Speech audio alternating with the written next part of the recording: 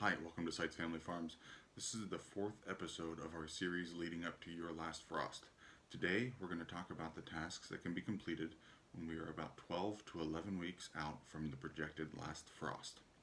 So, the first topic today that will come up just about every week moving forward now is watering.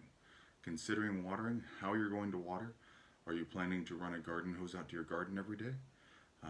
Reel it up every day? Are you going to leave that in there for somebody to run it over with the lawnmower? Are you going to be doing rain catchment? Like we do a modified root stout system, so we have very little watering that we have to consider. Um, these are things that we can think about now, especially if it's rain catchment. Go out and purchase whatever you're going to do or build whatever you're going to do and get it in place so you can really capitalize on those early spring rains and you're not going to be behind the power curve when it gets dry. It's very wet now, but it will not be in August and September. The next thing I want to talk about is considering your pollinators and pests. So, do you have bees that are always around? Are there a lot of flowers in a certain area that might attract some of those bees? Or do you have bee houses? We have some bee houses for a type of bee that my wife purchased, and they're great pollinators. They don't sting, they don't create a hive, they're pretty solitary creatures, but they do a good job. And pests. Last year, squash bugs were a huge issue for us, so I've been trying to consider ways to get rid of them now, before they become a problem. We also have a lot of Japanese beetles. Thinking of those traps and how to get rid of that now solves the late panic later, or we can get ahead of it now and stop them early.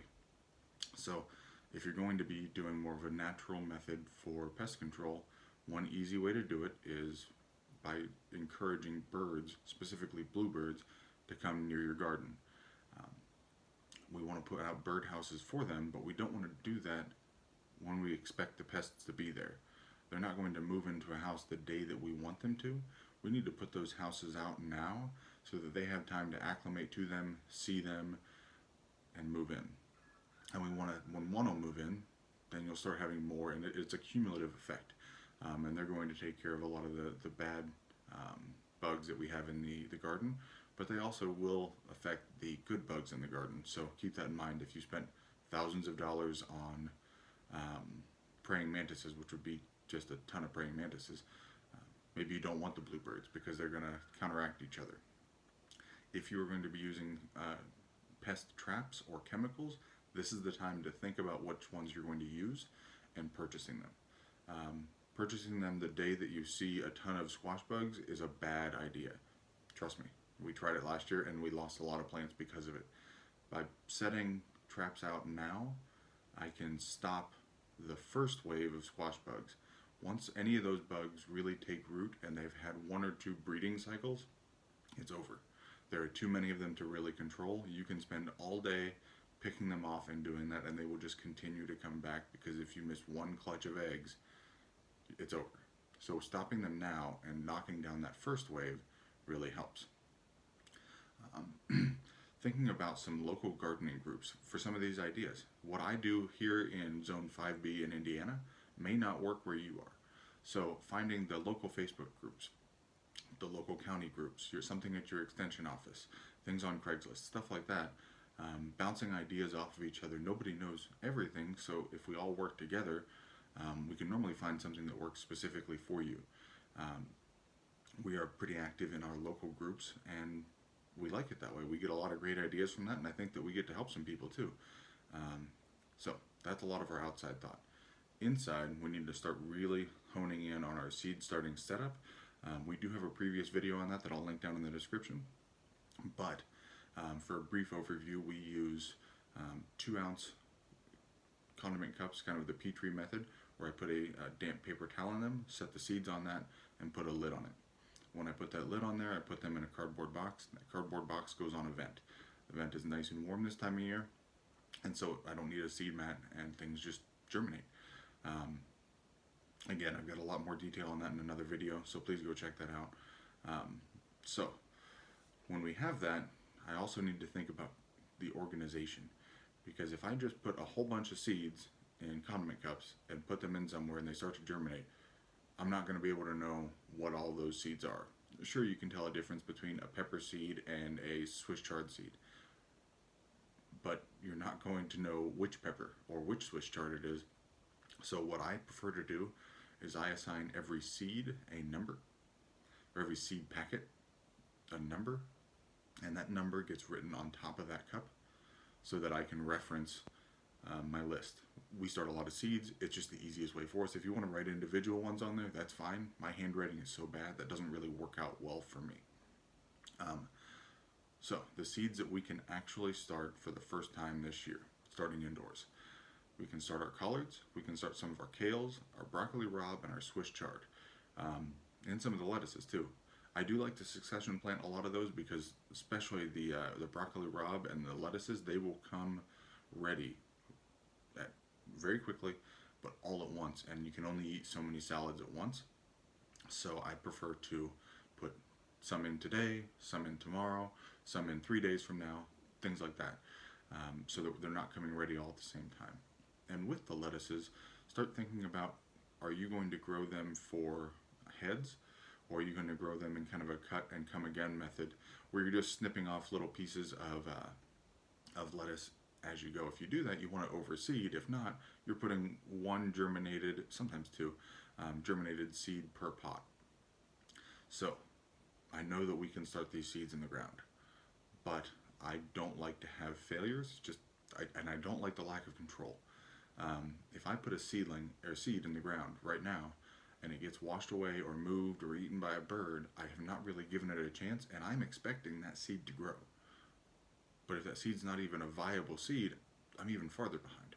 Starting these inside, and especially germinating them before I even put them into the seed starting mix, gives me a better level of control, because if I put a germinated seed into a good sterile seed mix and give it everything that it needs, I've got a really good shot that that's going to be a viable plant, and I give it a head start putting it outside. So while it's taking root outside, it's already got enough energy in it, it's doing well. We still have some losses, and you plan for a little bit of that, but it's nowhere near what you would normally. Excuse me. So, with those seedlings, once they're started, there's some things that we need to watch out for. I check them every day, almost every day. I'd say at least 6 times a week. So there's maybe one day I don't go down there to check them. The first thing that I watch out for is what's called legginess. What that means is you get that first little layer of seeds, and we've all seen it where there's just one long spindly stem and then they eventually will fall over. What that really means is we've got a few things going on. With these cold crops or cole crops that we talked about planting now, the kales, the Swiss chards, things like that, they like to grow in cool weather. So if you have a seed starting mat underneath of them, they're growing too fast for the light to keep up. So that's one thing. We don't want them in cold weather in our house, or wherever you're starting your seeds, but we do want them to be at a pretty moderate temperature, and it's a great way to actually regulate growth as you're starting different seedlings. The most common thing that causes legginess, though, is not heat, but lack of light. So if you look over my shoulder right now, it looks incredibly bright. But if I look out, it's actually a gray, overcast day. And this is not the right kind of light or the right quality of light to grow strong seedlings. The same thing if you're doing a grow light inside. I always start them right on top of the seedlings to give them as much light as humanly possible, and then slowly back that up. It's just the way that works for us. If you have a $30,000 LED light setup, you can probably get away with a little bit more, but we don't. So that's what we do. The next one I haven't had to deal with personally, so I know there are ways to deal with it. I haven't dealt with it, so I'm not going to talk about it. But it's called damping off. Essentially, from what I understand, if you have a good, strong-looking seedling, and then all of a sudden it just falls over, that's a good indication of damping off. It's caused by a fungal disease that gets in the soil and starts to kill the plant. The reason I think that we haven't had that is partially luck, so knock on wood there, but also some prior planning and cleaning. Cleaning all of your implements, and if you're using the little seed starting packets or anything from the year before, cleaning that with warm soapy water takes care of that problem. When you have a plant that's outside, it may start getting some fungus in it. It just generally will. And that plant that's already established has a good opportunity to fight that off, where that new seedling really doesn't. So Another thing to think about with your seedlings, we talked about watering at the very beginning outside, but now thinking about watering inside. I think the best method for watering a seedling is not from the top, but from the bottom. From the top, that little seedling is trying to take root and it needs all the stability that it can get. So by drilling a small hole in the bottom of the seed cup, or if you're using the commercial ones, they always have little perforations in the bottom, and putting them in the 10-20 pan so that it's 10 inches wide and 20 inches deep. It's a standard size that we use in gardening trays.